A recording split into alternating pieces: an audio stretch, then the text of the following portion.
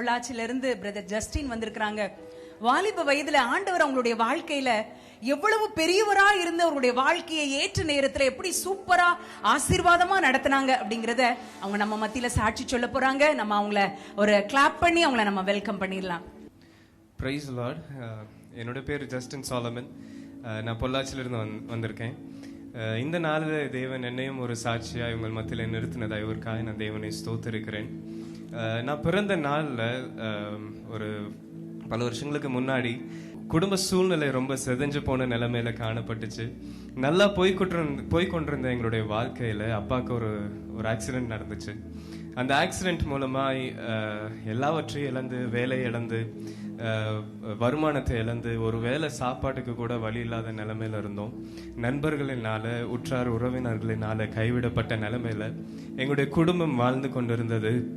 அந்த சமயத்துல நான் பிறந்தேன். பிறக்கிற சமயத்துல ஃபேமிலியில ஒரு டெசிஷன் எடுத்தாங்க, இந்த மாதிரி சூசைட் பண்ணிடலாம், வாழ வேண்டாம், எதுக்கு உயிரோட வாழணும் அப்படின்னு சொல்லி ஒரு டெசிஷன் எடுத்தாங்க. அந்த டைம்ல ஏசப்பா எங்களுடைய வாழ்க்கையில வந்தாரு. அந்த ஒரு பெரிய உபத்திரவத்துல எங்களுடைய வாழ்க்கையை அந்த ஒரு நாள் நைட்ல ஏசப்பா மாத்தி போட்டாரு. அந்த நாள்ல இருந்து இந்த நாள் வரைக்கும் தேவ ஆவியானவர் எங்களை ஒரு தடவை கூட விட்டதில்லை. எங்களுடைய கரத்தை அவர் பிடித்து வழி நடத்திட்டு இருக்காரு. அவர் செய்த நன்மைகள் 1000. அதுல என் வாழ்க்கையில எனக்கு நடந்த ஒரு விஷயத்த, என்னுடைய வாழ்க்கையை மாற்றின விஷயத்த இன்றைக்கு நான் உங்கள் மத்தியில் ஒரு சாட்சியா சொல்ல போறேன். அந்த அந்த ஏசப்பா எங்களுடைய வாழ்க்கையில வந்த நாள்ல இருந்து என்னுடைய பெற்றோர் என்னையும் என்னோட அண்ணனையும் தேவனுக்குள்ளாக அருமையாக வழி நடத்தினாங்க. எந்த சின்ன விஷயமா இருந்தாலும் முதல்ல ஏசப்பாட்ட கேட்டுட்டு தான் செய்யணும் அப்படின்னு சொல்லி ஒவ்வொரு விஷயத்தையும் அவங்க சொல்லி வழி நடத்தி வச்சாங்க. ஸ்பெசிஃபிக்கா நான் சொல்லணும் அப்படின்னா, என்னுடைய அண்ணன் அவன் என்ன பண்ணுவான் அப்படின்னா, அடுத்த நாள் செமஸ்டர் எக்ஸாம் இருக்கும். ஆனா முன்னத்து நாள் என்ன பண்ணுவான்னா, சர்ச்ல ஆல் நைட் ப்ரேயர் இருக்கு அப்படின்னா அந்த சர்ச்சுக்கு போயிட்டு ப்ரேயர் அட்டன் பண்ணிட்டு அதுக்கப்புறம் தான் செமஸ்டர் எக்ஸாம் எழுத போவான். இதனாலேயே ஏசப்பா அவனுடைய வாழ்க்கையில ஒரு பெரிய அற்புதத்தை, அதிசயத்தை செய்து இன்னைக்கு வரையிலும் அவர் ஆசீர்வதிச்சு வைத்திருக்கா. அதுக்காக நான் தேவனை ஸ்தோத்திரிக்கிறேன். நான் வளரும் பொழுது நான் என்னோட அண்ணனுடைய வாழ்க்கையை பார்த்து நான் வளர்ந்தேன். நல்லா படிக்க தேவன் கிருபை செஞ்சாங்க. பேச்சுலர்ஸ் கோயம்புத்தூர்ல நான் படித்தேன். பேச்சுலர்ஸ் முடிச்சுட்டு நான் வெளியில வரும்போது ஃபர்ஸ்ட் கிளாஸ் வித் டிஸ்டிங்ஷன் மார்க்கோட வெளியில வர தேவன் கிருபை செஞ்சாங்க. பேச்சுலர்ஸ் முடிச்சுட்டு அடுத்து மாஸ்டர்ஸ் பண்றதுக்காக நான் வெள்ளூர்ல இருக்கிற ஒரு யூனிவர்சிட்டி, விஐடி யூனிவர்சிட்டிக்கு நான் ஜாயின் பண்ணேன். பேச்சுலர்ஸ்க்கும் மாஸ்டர்ஸ்க்கும் கம்பேர் பண்ணும்போது ரொம்பவே டிஃப்ரெண்ட்டாக இருந்தது. ரொம்பவே கஷ்டமாக இருந்துச்சு. படிக்கிறதுக்கு ரொம்ப சிரமப்பட்டேன். அந்த சமயத்தில் ஃபர்ஸ்ட் செமஸ்டர் எக்ஸாம் நடந்தது. ஒரு அரியர் விழுந்துச்சு. ஒழுங்காக மார்க் எடுக்க முடியல, ஃபெயில் ஆனேன். நான் அப்போ ஏசப்பாட்ட நான் கேட்டேன், ஆண்டவரே, இவ்வளோ தூரம் நீங்கள் என்னை வாழ வச்சுருக்கீங்க, இவ்வளோ தூரம் நீங்கள் என்னை கொண்டு வந்திருக்கீங்கப்பா, நான் இந்த இடத்துல உங்களை நான் வெட்கப்படுத்தக்கூடாது அப்படின்னு சொல்லி நான் ஏசப்பா கிட்ட நான் ப்ரே பண்ணேன். அப்போ ஆண்டவர் வேதத்தின் மூலமாக ஒரு வசனத்தில் என் கூட பேசினாரு. நான் மோசே கூட எப்படி இருந்தனோ அதே போல் நான் உன் கூட இருப்பேன் அப்படின்னு சொல்லி அவர் பேசினார். அவர் சொன்ன வார்த்தையின்படியே ஒவ்வொரு செமஸ்டர்லையும் எனக்கு தேவன் நல்ல மதிப்பெண்களை கொடுத்தாங்க. கடைசி செமஸ்டர், 4th செமஸ்டர் வரும்போது நான் தீசிஸ் ஒர்க் பண்ணணும். தீசிஸ்க்காக நான் பல இடங்கள்ல அப்ளிகேஷன் போட்டேன். எனக்கு லண்டன்ல இருந்து ஒரு ஆஃபர் லெட்டர் வந்துச்சு. ஸோ ஆல்ரெடி ஆஃபர் கிடைச்சிருச்சுன்னு சொல்லிட்டு யூனிவர்சிட்டியில இருந்த எந்த ஒரு பிளேஸ்மெண்ட் ட்ரைனிங்ஸோ இல்லை எதுவுமே நான் அட்டென்ட் பண்ணலை. ஸோ ப்ரேயர் பண்ணிட்டு எல்லாருமே அதுக்காக மூவ் பண்ணோம். லைக் லண்டன் போகிறதுக்காக மூவ் பண்ணோம். என் கூட ஒரு 4 ஸ்டூடெண்ட்ஸ் ஆஃபர் லெட்டர் வாங்கியிருந்தாங்க. ஸோ எல்லாருமே அதுக்காக பிரயாசப்படும் பொழுது நாங்களும் பேங்காக போனோம். எல்லா இடத்துலையும் எங்களுடைய லோன் அப்ளிகேஷன் கேன்சல் ஆச்சு. அம்மா அப்பா கிட்ட எதோ சொல்லும் போது அவங்களுக்கு ரொம்ப பாரமா இருந்துச்சு. அவங்க சொன்னாங்க, நீ ஜெபம் பண்ணு, ஆண்டவருக்கு இது பிடிச்சிருந்துச்சு, அவருடைய சித்தமா இருந்தா இதுவும் வாழ்க்கையில வாய்க்க பண்ணுவார் அப்படின்னு சொன்னாங்க. நாங்களும் மறுபடியும் ட்ரை பண்ணோம். எங்கேயுமே அப்ளிகேஷன், நாங்கள் பேங்க்ல போட்ட அப்ளிகேஷன் எல்லாமே ரிஜெக்ட் ஆச்சு. உடனே அடுத்து அம்மா அப்பா அட்வைஸ் பண்ணாங்க, இந்த மாதிரி ஓகே இந்தியாவிலே சர்ச் பண்ண சொல்லி அப்படி அப்ளிகேஷன்ஸ் போட சொல்லி அட்வைஸ் பண்ணாங்க. நான் இந்தியாவில் மறுபடியும் அப்ளிகேஷன்ஸ் போட ஆரம்பித்தேன்.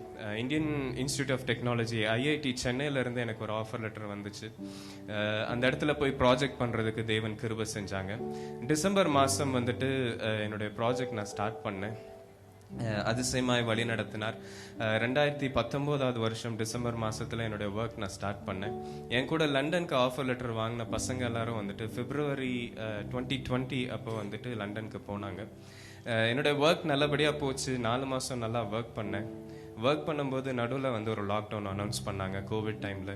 ஸோ 4 மாசம் நல்லா ஒர்க் பண்ணும்படியா தேவன் கிருபை செஞ்சாங்க. என் கூட இந்த ஆஃபர் லெட்டர் வாங்கின பசங்க லண்டன் போயிட்டு ஒரு மாசம் கூட ஒர்க் பண்ணியிருக்க மாட்டாங்க. அவங்க ஒரு பெரிய சிக்கல்ல வந்து அந்த இடத்துல வந்து மாட்டினாங்க. தேவன் ஏன் அந்த இடத்துல வந்து என்னோட ஆஃபர் வந்து நிராகரிச்சார் அப்படின்றது வந்து எனக்கு அன்னைக்கு தான் புரிஞ்சுது.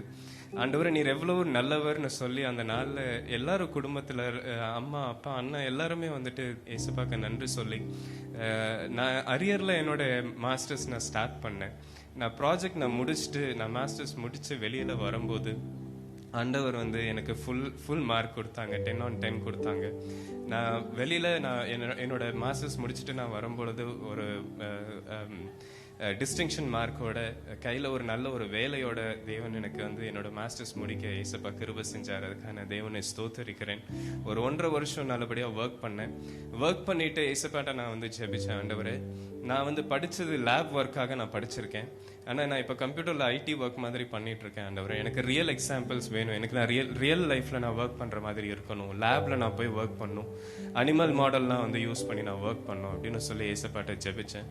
இந்த விஷயத்த அம்மா பாட்ட டிஸ்கஸ் பண்ணும்போது அவங்க சொன்னாங்க, நீ முதல்ல ஏசப்பாக்கு முக்கியத்துவம் கொடு, முதலாவது தேவனுடைய ராஜ்யத்தையும் அவருடைய நீதியும் தேடு, அப்பொழுது உன்னுடைய ஆசை எல்லாத்தையும் அவங்க நிறைவேற்றி கொடுப்பாங்க அப்படின்னு சொல்லி அவங்க எனக்கு அட்வைஸ் பண்ணாங்க. அந்த இடத்துல வந்து ப்ரேயர் பண்ணிட்டு அப்ளிகேஷன்ஸ் மறுபடியும் போட ஆரம்பித்தேன். எதனாலன்னு தெரியல, இஸ்ரேல் தேசத்துக்கு அப்ளிகேஷன் போட்டேன். காலையில் அப்ளிகேஷன் போடுறேன், சாயங்காலம் வந்து இன்டர்வியூக்காக கால் வந்தது. இன்டர்வியூ அட்டென்ட் பண்ணிட்டு ஃபர்ஸ்ட் ரவுண்ட் முடிக்கிற வரலும் நான் வீட்டில் இதை பற்றி நான் பேசலை. உடனே செகண்ட் ரவுண்டுக்காக வந்து அவங்க என்னை செலக்ட் பண்ணிட்டு அந்த இடத்துல வந்து அவங்க சொல்லியிருந்தாங்க, செகண்ட் ரவுண்ட் நீங்கள் செலக்ட் ஆனீங்கன்னா அடுத்து வந்து உங்களுக்கு ஃபைனல் தான் முடிஞ்சது, கன்ஃபார்ம் ஆன மாதிரின்னு சொல்லியிருந்தாங்க. எனக்கு செகண்ட் ரவுண்ட் நான் எப்படி பண்ணுவேன்னு எனக்கு தெரியாது. ஆனால் ப்ரேயரில் வச்சுருந்தேன். அன்னைக்கு ஒரு நாள் பாஸ்டர் வந்து எங்களுடைய வீட்டில் வந்து ஜெபம் பண்ணாங்க. ஜெபம் பண்ணி முடிச்ச உடனே அவர் என்னை கை காமிச்சு அவர் சொன்னார், நீ இஸ்ரவேல் என அழைக்கப்படுவாய் அப்படின்னு வந்து பாஸ்டர் சொன்னாங்க. அது எனக்கு ஒரு பெரிய கன்ஃபர்மேஷனாக இருந்துச்சு. அன்னைக்கு நைட்டு தான் நான் வீட்டில் சொல்கிறேன், அம்மாப்பா இந்த மாதிரி வந்துட்டு நான் இன்டர்வியூ அட்டன் பண்ணியிருக்கேன், ஃபர்ஸ்ட் ரவுண்ட் வந்து செலக்ட் ஆகிட்டேன், செகண்ட் ரவுண்ட் வரப்போகுது. எனக்கு கவலை இல்லை, ஏன்னா ஏசப்பா ஆல்ரெடி எனக்கு வாக்குத்தத்தம் பண்ணிட்டாரு அப்படின்னு சொல்லி அந்த நாளில் வந்து ப்ரேயர் பண்ணிட்டு செகண்ட் ரவுண்ட் வந்து அட்டன் பண்ணி சீக்கிரமாக இன்டர்வியூ முடிஞ்சது. செலக்ட் ஆக தேவன் கிருபை செஞ்சாங்க. இந்த நாளில் இன்றைக்கு எங்கேயோ சாக கிடந்த எங்களுடைய வாழ்க்கையில தேவன் அதிசயம் செஞ்சு இந்த நாள்ல இஸ்ரவேல் தேசத்துல கலிலேயா கடலுக்கு பக்கத்துல தான் வந்து என்னோட லேப் இருக்கு. அதே மாதிரி எருசலேம் தேவன் இறந்த அந்த கல்லறை தோட்டத்துக்கு பக்கம் தான் இன்னொரு லேப் இருக்கு. ஸோ 2 லேபுக்கும் வந்து நான் இடையில நான் போய் ஒர்க் பண்ணிட்டு இருக்கேன். இன்னைக்கு தேவன் இவ்வளவா ஆசீர்வதிச்சு வச்சிருக்காங்க. அதுவும் இல்லாம ஒரு நல்ல மினிஸ்ட்ரி கொடுத்துருக்காங்க. அதுக்கான தேவனை ஸ்தோத்தரிக்கிறேன். தெருவில் நின்று கிறிஸ்மஸ் ஃபங்க்ஷன்ஸ் வந்து நாங்க இங்க வீட்டில் வந்து நாங்க நடத்துவோம். அந்த டைம்ல வந்து என்ன நடக்கும்னா நான் கிட்டார் வாசிச்சுட்டு ஏசப்பாக்காக நல்லா பாட்டு பாடி டான்ஸ் ஆடி அப்படி ஒரு நல்ல ஊழியம் செஞ்சுட்டு இருப்போம். இன்னைக்கு வந்து தேவன் வந்து வெள்ளைக்காரங்க மத்தியில கிட்டார் வாசிக்க, அந்த இடத்துல வந்து ஆராதிக்க, ஒரு மினிஸ்ட்ரி நடத்த, நைஜீரியன்ஸ் கூட ஆப்பிரிக்கன்ஸ் கூட வந்துட்டு ஏசப்பாவுடைய ஊழியத்தை செய்ய, வார்த்தையை தியானிக்க இந்த நாள்ல தேவன் வந்து எனக்கு இரக்கம் வைத்திருக்கிறார். அவருடைய கிருபை அளவில்லாததுக்கான தேவனை ஸ்தோத்திருக்கிறேன். இந்த இடத்துல இதை கேட்டுக்கொண்டு இருக்கிற என்னுடைய ஃப்ரெண்ட்ஸ், உங்களுக்கு நான் சொல்ற 3 விஷயம். ஒண்ணு என்ன அப்படின்னா, வசனம் சொல்லுது, என்னை நோக்கி கூப்பிடு, அப்பொழுது நான் உனக்கு அறியாதும் உனக்கு எட்டாவதுமான பெரிய காரியங்களை நான் உனக்கு அறிவிப்பேன் அப்படின்னு சொல்லி வசனம் சொல்லுது. ஸோ நமக்கு ஒரு விஷயம் தெரியல அப்படின்னா ஏசப்பாட்ட கேட்கும் பொழுதுதான் அதை வந்து நமக்கு வெளிப்படுத்துவார்.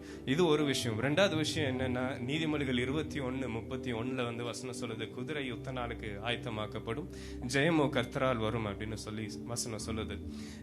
நம்ம வந்து நிறைய விஷயங்கள் வந்து ஏசப்பா அதை சொல்லிட்டாரு அப்படின்னு சொல்லிட்டு நம்ம லெத்தார்ஜிக்கா விட்டுற முடியாது.